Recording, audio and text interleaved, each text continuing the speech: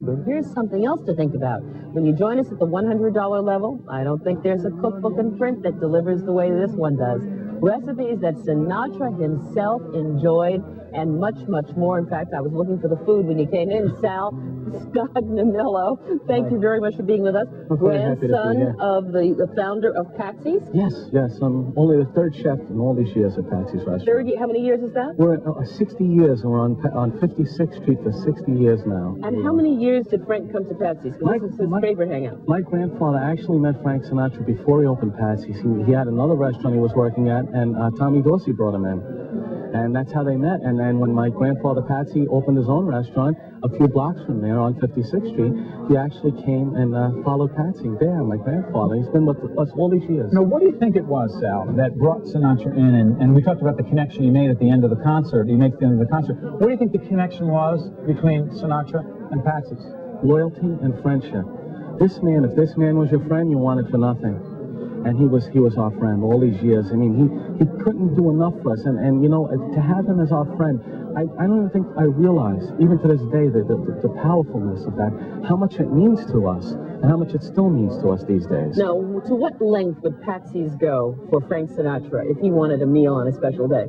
There was a story in Patsy's cookbook, as a matter of fact, that my grandfather opened on Thanksgiving Day. We always closed on Thanksgiving Day. It was in the early 50s, before I was born. And what happened was that Frank Sinatra came in by himself on Wednesday, the day before Thanksgiving, and he said, Patsy, I'll see you tomorrow. And this was before From Here to Eternity. This is before, you know, the day after Ava left him and everything. And he was down and out. The same people in the dining room would have bought his dinner. Didn't want to know who he was. He was by himself. So my grandfather didn't have the heart to invite him over his house, as he did many times before, because it would have hurt his pride. And what he did was he says, no, we'll be here for you, Frank, no problem.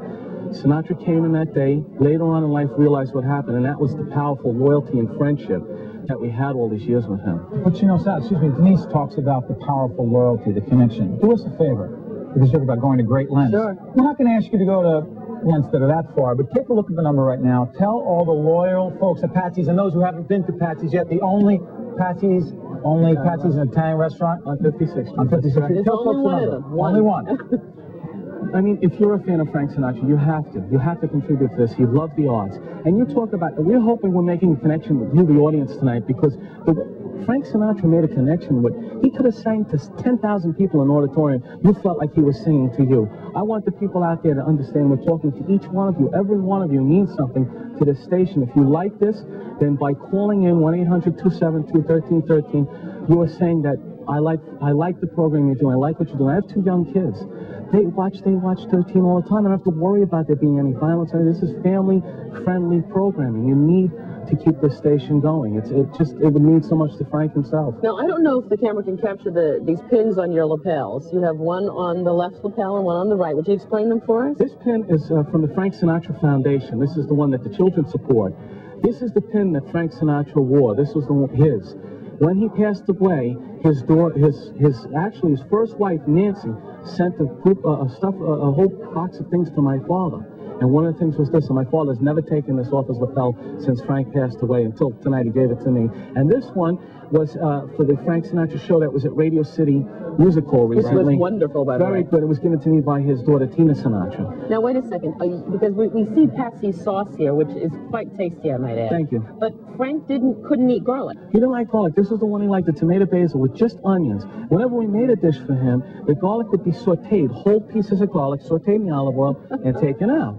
Because he liked the flavor, but he couldn't digest it as well. My father's the same way. Well, you know, you talk about friendship, you talk about loyalty, and it's really not it's not corny at all to say you don't take friendship and you don't take loyalty for granted. Absolutely. And you don't, I said it before to Paul, you don't take 13 for granted. He was actually said before in passing that Sinatra would appreciate if folks reached out right now and pledged to 13 to become members.